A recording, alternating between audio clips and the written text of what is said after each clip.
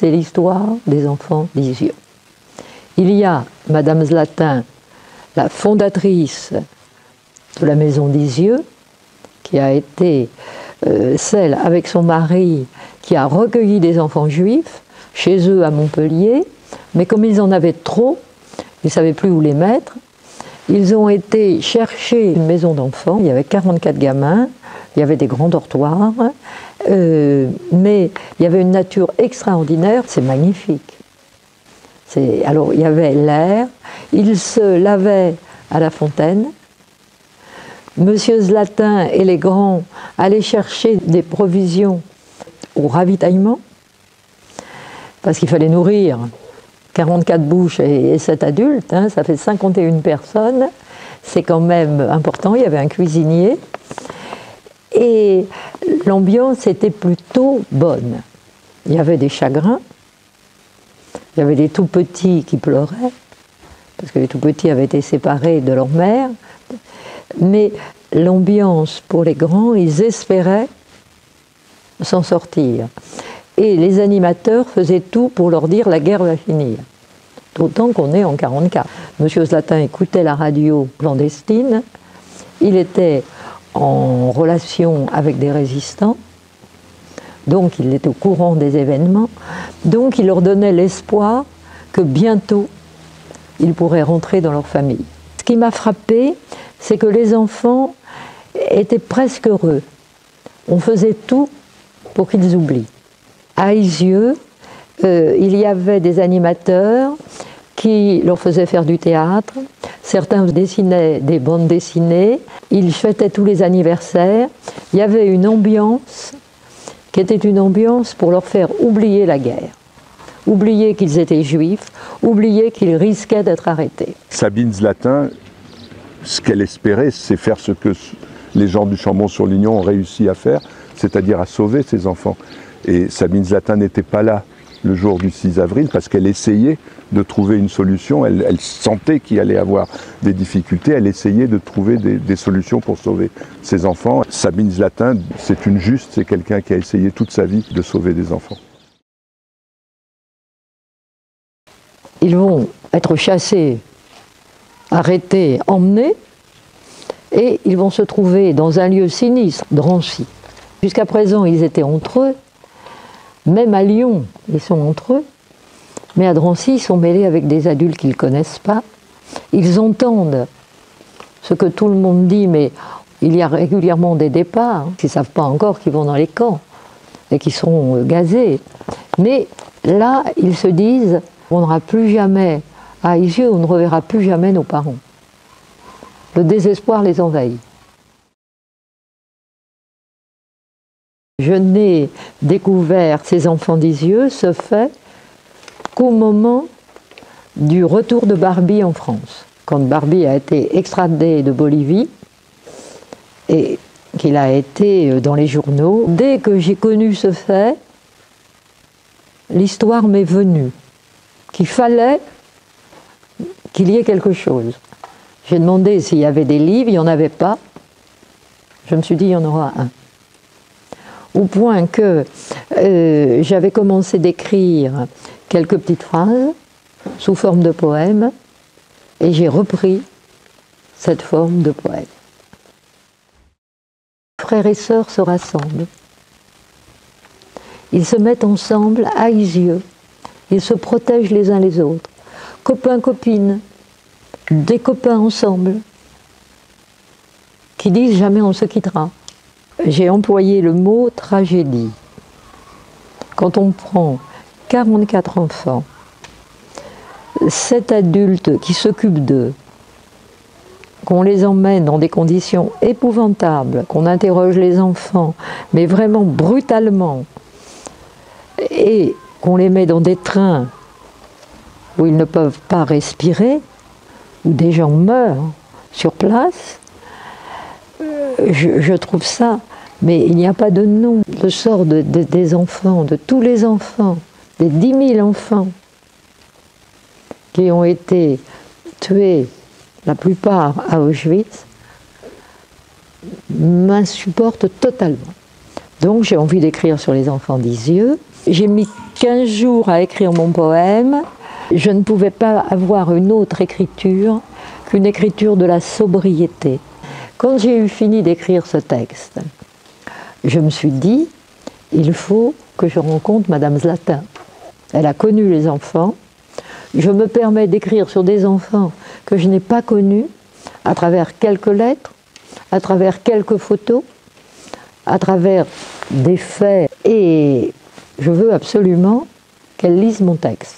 Et c'est la voix avec un petit accent de Madame Zlatin qui me dit « Rolande Cosse, j'ai lu votre texte, j'ai pleuré, je trouve qu'il est superbe. » Ce que je me rappelle, c'est que je suis dans le bonheur d'avoir fait quelque chose qui plaît à la personne qui a connu les enfants. Dans mon inconscient, j'ai essayé d'incarner, de rendre vivants les enfants. Je voulais qu'il y ait des titres qui rythment la monstruosité de ce voyage. Tu vois, alors l'horrible, on le met dans des mots les plus en bloc possible, et puis de temps en temps, on met un verbe qui coule mieux. Ça, c'est comme une musique. Quand l'opéra a eu lieu à Avignon, au festival, eh bien, ça a été un grand moment. L'opéra des enfants des yeux a eu lieu. C'était quelque chose de très, très émouvant, car il y avait 44 enfants dans la chorale de l'Opéra de Paris qui chantaient le texte de l'oratorio que vous avez dans le livre. Ce livre, quelque part, il m'a peut-être un peu changé, au sens où je me suis dit, tu l'as écrit. Le souvenir d'Isieux, c'était notre souvenir à nous, personnel. Personne autour de nous parlait d'Isieux. On n'a pas parlé d'Isieux en France. C'est pas le sujet. Bon, tout a changé, je vous fais un historique rapide. Au moment de l'arrestation de Barbie, où Isieux est devenu central dans le procès Barbie, ce qui fait que nous sommes revenus après, donc pour les commémorations, l'inauguration avec le président Mitterrand. La maison est devenue, donc un lieu de mémoire, est devenu quelque chose d'important. Elle a été rachetée à ces gens avec une association qui s'est créée sur le plan national. C'est devenu officiellement, grâce à François Mitterrand, un lieu de mémoire. Les dernières années, j'ai rejoint Samuel comme membre du conseil d'administration. Et donc depuis, les liens sont là. Nous sommes chaque anniversaire à certaines manifestations, le musée mémorial, en fait, tout ce qui représente les yeux, donc c'est quelque chose qui fait partie de notre vie. Bernard vient de le dire, la constitution de l'association, la création du mémorial, nous a rassemblés tous parce qu'on a tous ce souvenir commun.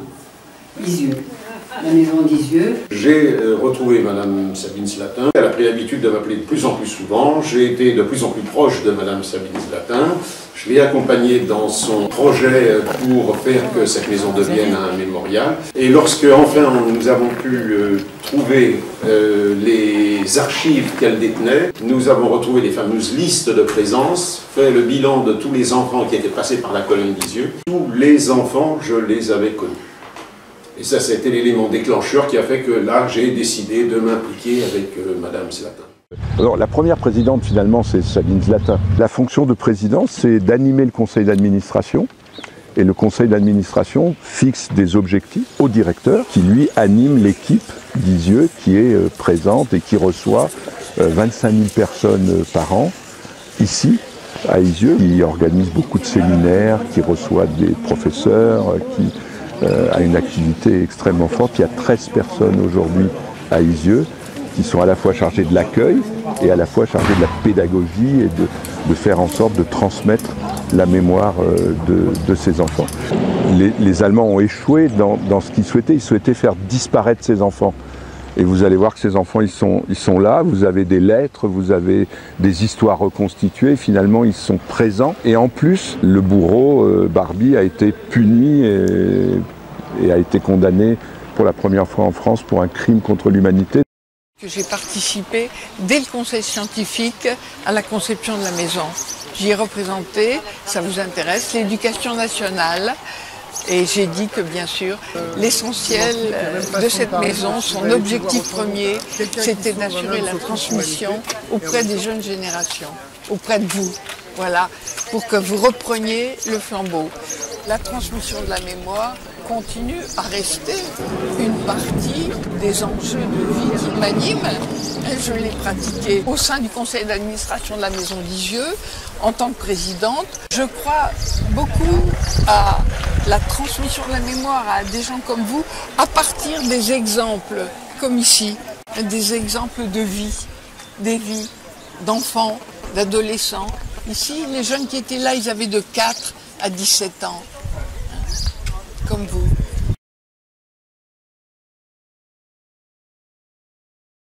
Toute ma famille a été exterminée, donc j'ai rejoint la France parce que mon cousin, unique cousin, vivait en France. Là, je n'ai fait 7 camps en tout, et Auschwitz entre autres, et la marche de la mort compris. Voilà.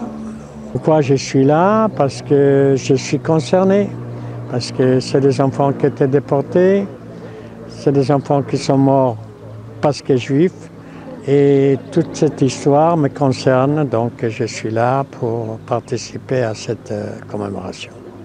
Alors déjà, à titre personnel, j'ai perdu 14 membres de ma famille dans les persécutions nazies anti-juives.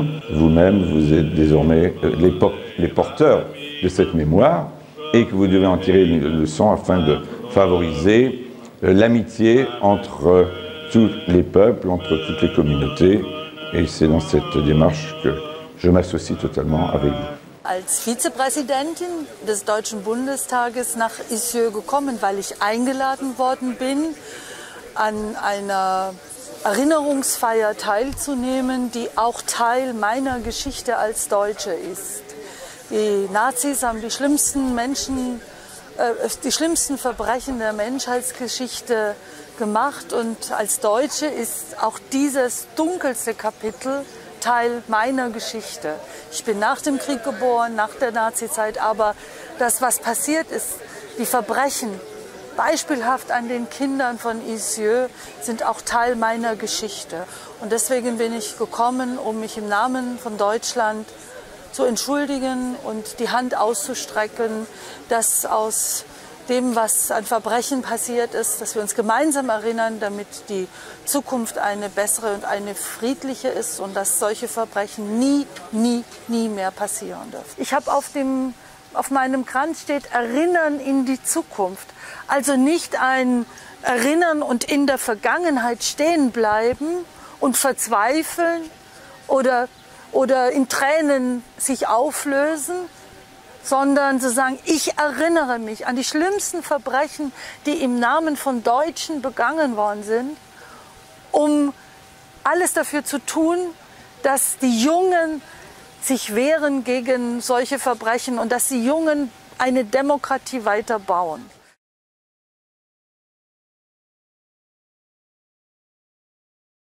On n'est pas forcé d'être juif pour entrer dans cette histoire-là. On comprend des tas de choses, on comprend ce que c'est que la discrimination, on comprend ce que c'est que l'injustice, on comprend peut-être ce que c'est que la traque, cette chose abominable. Et à partir de ce moment-là, on a envie de connaître mieux et puis on regarde autrement autour de soi.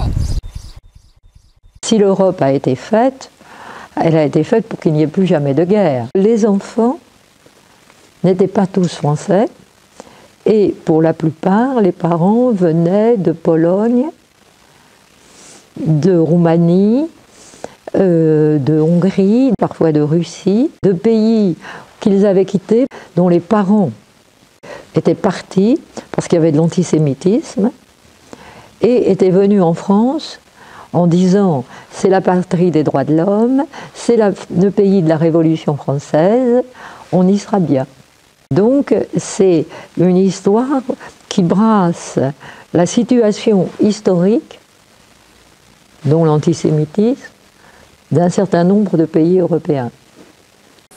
Ich glaube, es gibt einen wunderbaren Artikel in der Menschenrechtscharta, in der Charta der Menschenrechte, der Artikel 1. Dieser Artikel heißt, die Würde des Menschen ist unantastbar. Und da steht nicht die Würde des männlichen Menschen, Da steht nicht die Würde des christlichen Menschen, die Würde des weißen Menschen, die Würde des heterosexuellen jungen Menschen, sondern es steht, die Würde des Menschen ist unantastbar. Und immer wieder zu übersetzen, was heißt das? Du bist ein Mensch wie ich, wir haben die gleichen Rechte, niemand ist über mir. Wenn jemand antisemitische Äußerungen tut, wenn jemand rassistische Äußerungen tut, wenn jemand für Rechtsextremismus eintritt, dann aufstehen, Gesicht zeigen, laut dagegen gehen. Und ich brauche Demokratie, Pressefreiheit, Meinungsfreiheit, Demonstrationsfreiheit. Ich brauche all das genauso wie Brot oder Wasser zum Überleben.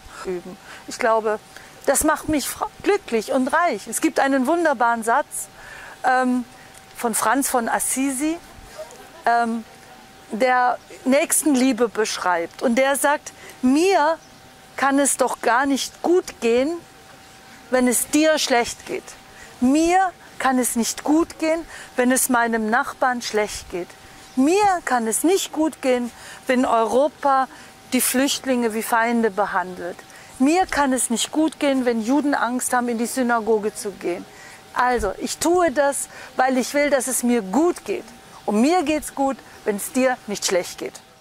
Indem wir begreifen, dass Europa unsere Zukunft ist, nicht der kleine Nationalstaat.